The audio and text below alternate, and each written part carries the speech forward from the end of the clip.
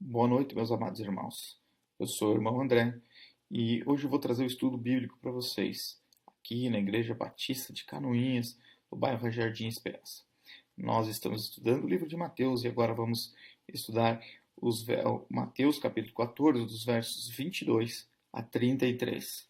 O texto nos diz assim: Logo a seguir, compeliu Jesus os discípulos a embarcar e passar adiante dele para o outro lado, enquanto ele despedia as multidões.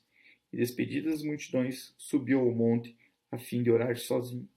E caindo a tarde, lá estava ele só. Entretanto, o barco já estava longe, a muitos estádios da terra, açoitado pelas ondas, porque o vento era contrário.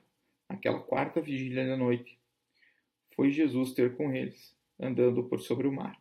E os discípulos, ao verem-no andando sobre as águas, ficaram aterrados e exclamaram: É um fantasma!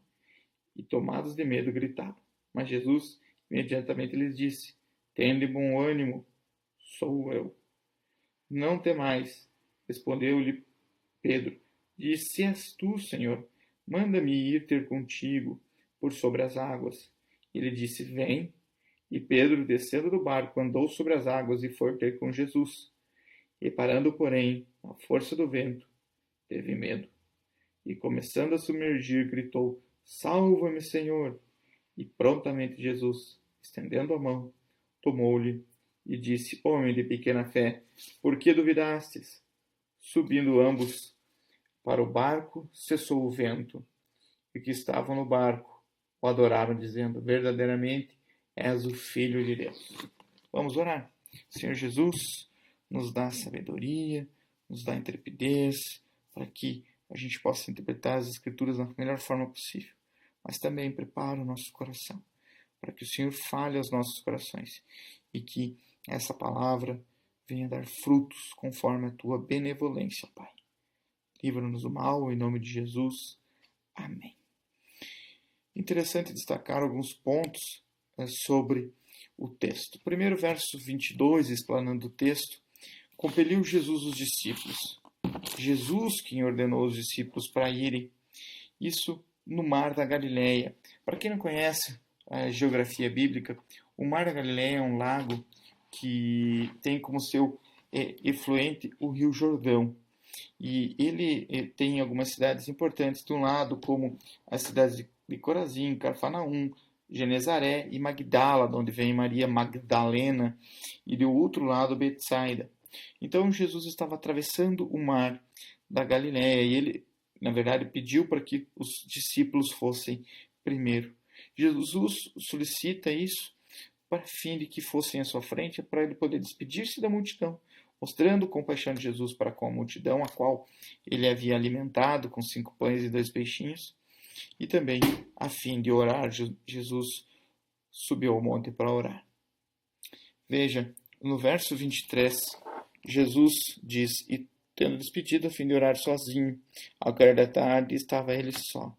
Veja, Jesus se importou com a multidão, mas também Jesus demonstra ele orando, ou seja, o Filho de Deus ora. Quem somos nós para não orarmos? Então, demonstra a importância da oração.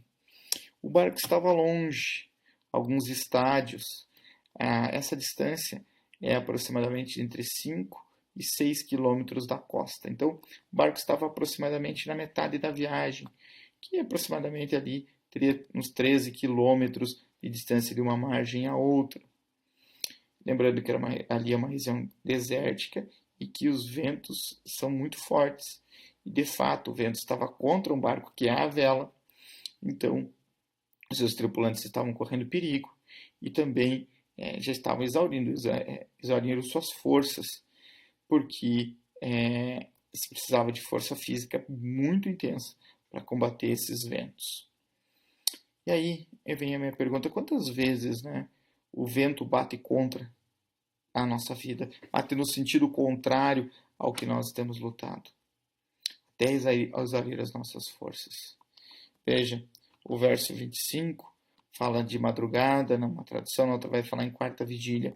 Roma dividia o tempo das 6 da tarde até as 6 da manhã em 4 tempos de 3 horas.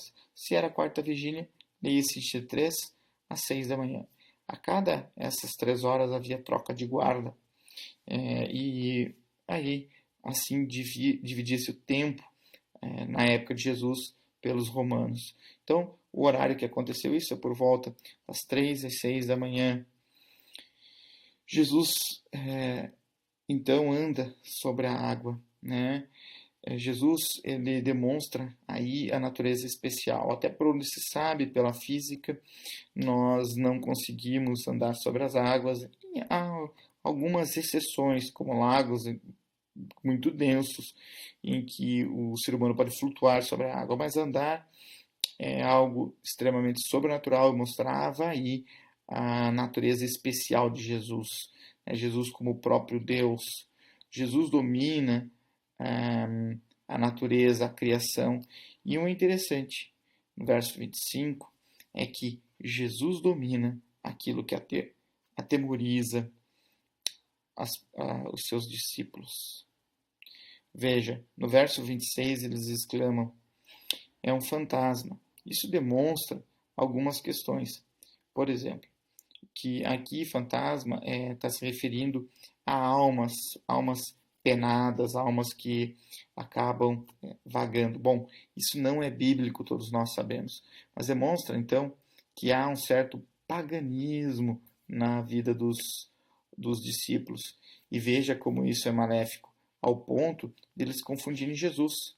Então veja quantas vezes as nossas crenças pagãs que carregamos, que não são, o que é uma crença pagã? Uma crença que não está baseada nas Escrituras. Quantas vezes essas crenças nos impedem de ver Jesus? Vou dar um exemplo de crenças que estão, às vezes, no meio de algumas igrejas. E algumas, às vezes, até nós podemos estar caindo nessas. Por exemplo, rosa ungida, lenço ungido, óleo ungido, água ungida.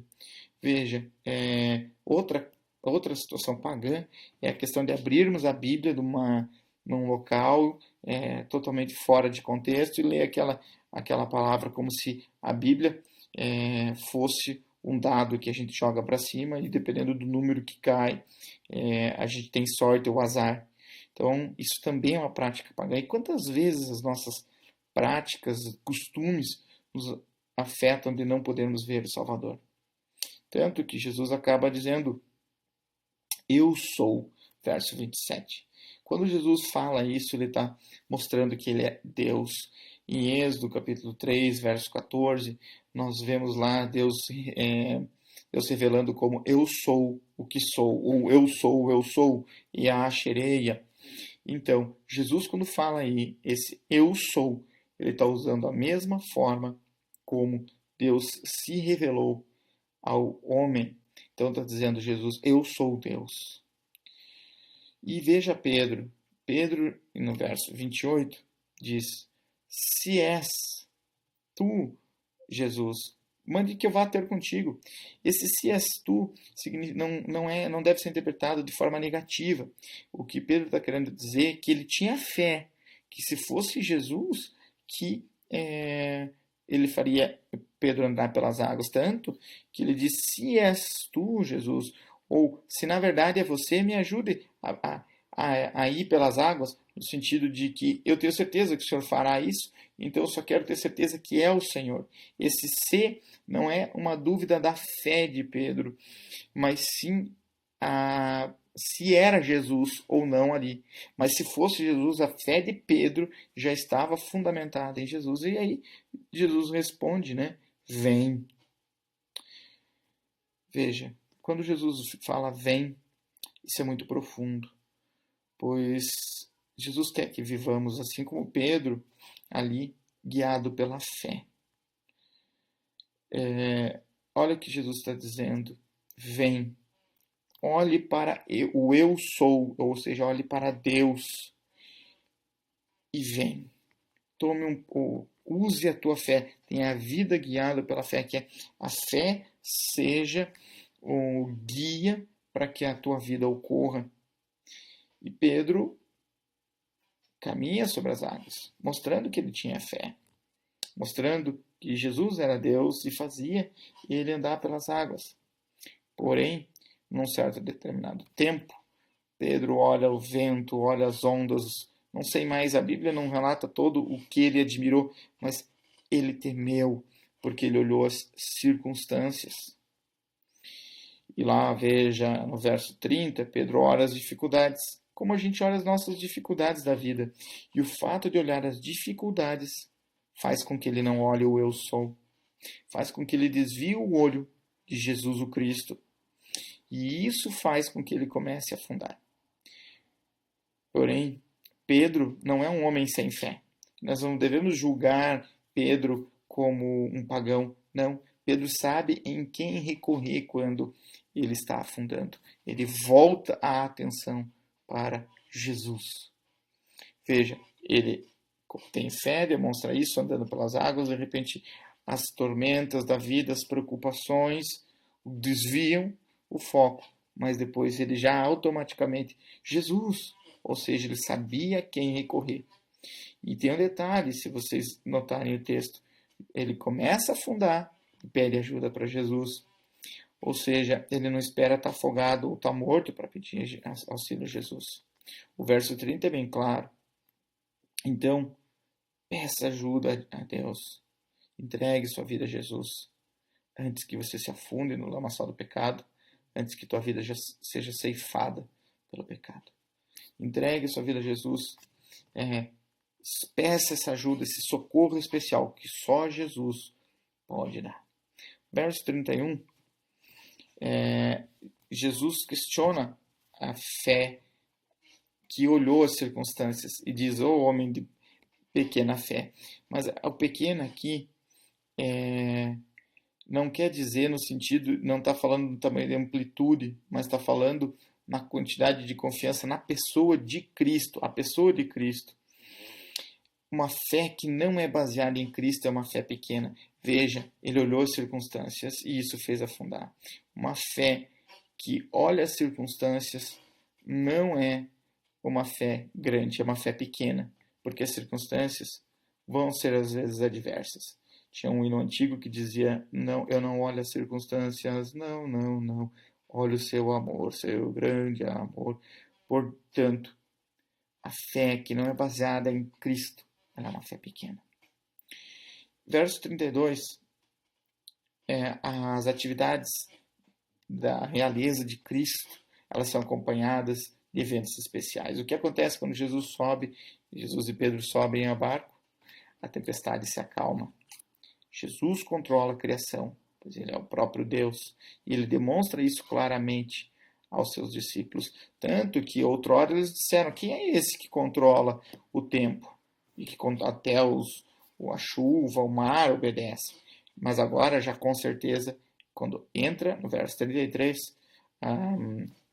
quando Jesus entra no barco, todos caem aos seus pés e o adoram. Adorar aí, o verbo, literalmente é cair a seus pés. Veja, há pouco tempo eles perguntaram, quem é esse que controla o tempo? E agora eles têm a certeza que Jesus era o Filho de Deus. E eles até expressam isso. Não, mas és tu o Filho de Deus. E esse título, Filho de Deus, demonstra as duas naturezas de Jesus. Filho, no sentido de que ele se fez carne, e de Deus, pois ele era o próprio Deus encarnado, o Emanuel, o Deus conosco.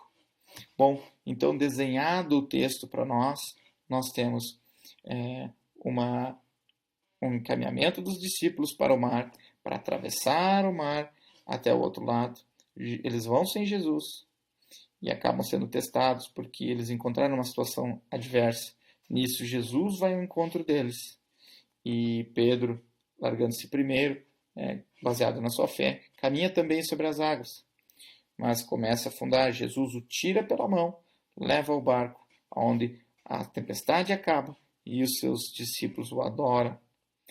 Tendo esse texto, tendo a gente noção do que está acontecendo, a gente vai às aplicações. Como esse texto, como essa história interfere na minha vida hoje?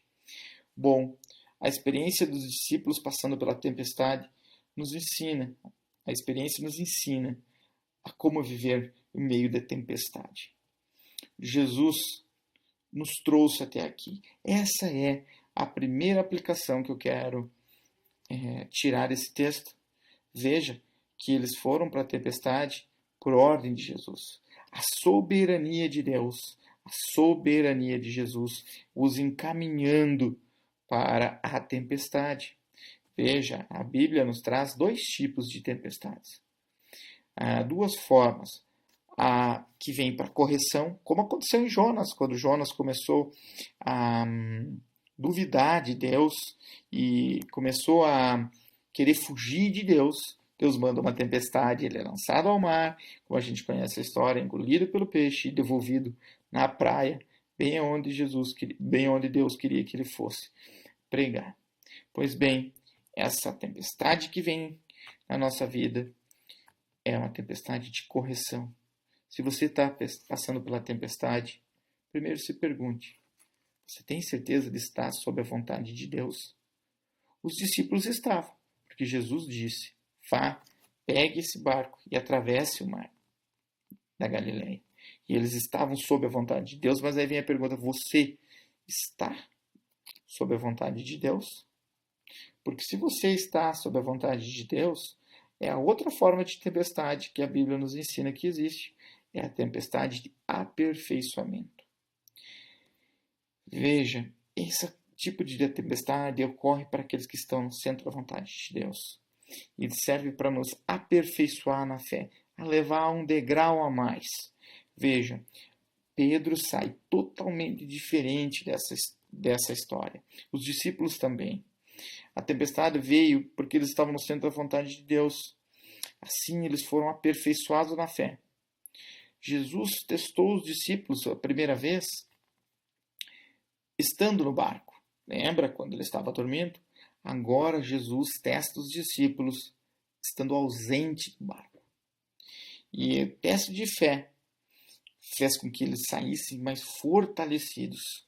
Então, quando a gente está passando por alguma tempestade, a pergunta é: eu estou sob tempestade, sob a vontade de Deus, contra a vontade de Deus? Então, a tempestade às vezes é uma forma corretiva e uma forma aprimorativa. Então, é uma forma de aperfeiçoamento. Então, primeiro se pergunte qual é o tipo de tempestade. Ou às vezes até mesmo um pouco de cada, por que não? Veja, muitos cristãos supõem de forma errada que a partir do momento que eles creem em Cristo, eles não vão passar por tempestade. Mas não é o que as Escrituras nos dizem, porque em João 16:33 diz assim: no mundo tereis aflições. Mas ao mesmo tempo, mas tenha de bom ânimo, pois eu venci o mundo, assim nos diz Jesus Cristo. Devemos lembrar que Deus nos trouxe até aqui. E se Deus nos trouxe até aqui, Ele vai nos cuidar. Se Deus te mandou, vai, faça, Ele estará contigo. Outra situação, Jesus está orando por nós. A primeira aplicação, Jesus nos trouxe até aqui. A segunda, Jesus está orando por nós. Note que quando Jesus despede as multidões, Jesus vai orar ao monte. Você acha que Jesus não sabia que os seus discípulos estavam na tempestade? Você acha que Jesus era alheio a essa situação? Muito pelo contrário. Ele é onisciente. Ele traz consigo algumas questões de Deus. E mesmo assim, ele sabia, ele estava perto, ele viu, ou ele pode ter visto os discípulos em tempestade, ele pode ter visto a tempestade no mar, os ventos. Então, Jesus sabia que com certeza naquelas orações Jesus lembrou dos seus discípulos. Só que tem um detalhe: Jesus está intercedendo por nós todo o tempo. Em Hebreus a gente lê que o sacerdócio de Jesus agora é verdadeiro, ele está sentado à direita de Deus Pai, ele não está mais em santuário feito por mão humana, que representará o santuário final. Não, ele está sentado à direita de Deus Pai, e é onde ele intercede por nós. Romanos 8:34 também nos relembra essa verdade, e não dará pelos seus filhos todas as coisas? Essa é a pergunta retórica em Romanos capítulo 8. Veja, Jesus está à destra de Deus intercedendo por nós. Nós lembramos em 1 Timóteo, há um só Deus e um só mediador entre Deus e o homem, a saber, Cristo Jesus o homem. Assim ele está intercedendo. Aí vem uma pergunta para você. Se você soubesse que no seu lado, no quarto ao lado, Jesus estivesse orando por você, você teria mais coragem para fazer aquilo que ele tem por ti? Pense nisso. Isso é um pensamento de um comentário bíblico muito interessante em que nos diz exatamente essa situação. Imagina, você orando, no outro quarto, Jesus orando por você, pelo aquilo que ele te chamou para você fazer. Veja, Jesus não abençoa missões não dadas. Jesus dá a missão e abençoa a sua missão. Então, a terceira verdade que eu quero lembrar desse texto, então vamos lembrar. A primeira, Jesus nos trouxe até aqui. Segundo, Jesus está orando por nós.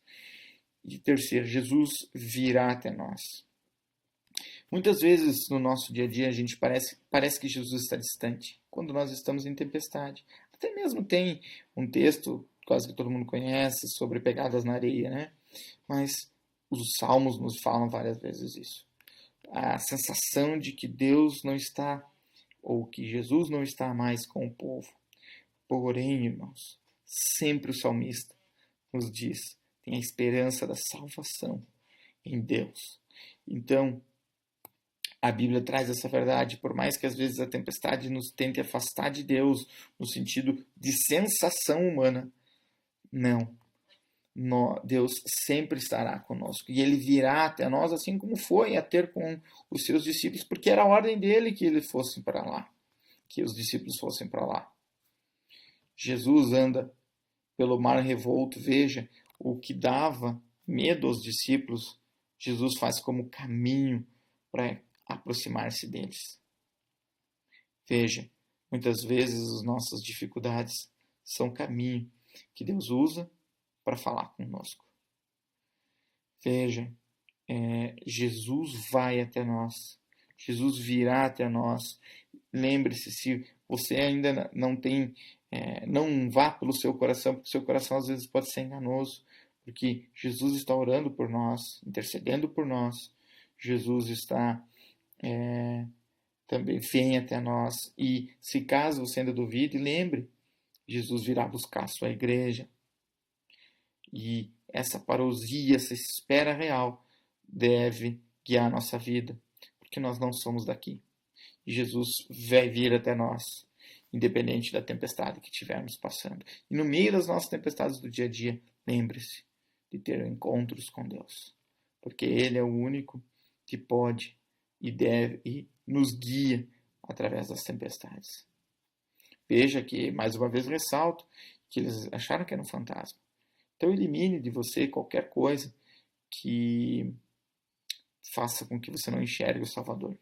Às vezes não é só o paganismo, às vezes é dinheiro, às vezes é uma autoconfiança, ou até mesmo a autocomiseração, ou outros pecados que fazem com que você não enxergue o Salvador. Quarta verdade, Jesus nos ajudará a crescer. Veja, primeira, Jesus nos trouxe até aqui. Segunda, Jesus está intercedendo por nós. Terceira, Jesus virá até nós. Quarta e penúltimo, Jesus nos ajudará a crescer. O propósito da tempestade era fazer com que os discípulos crescessem na fé. Veja, vamos pegar o exemplo de Pedro.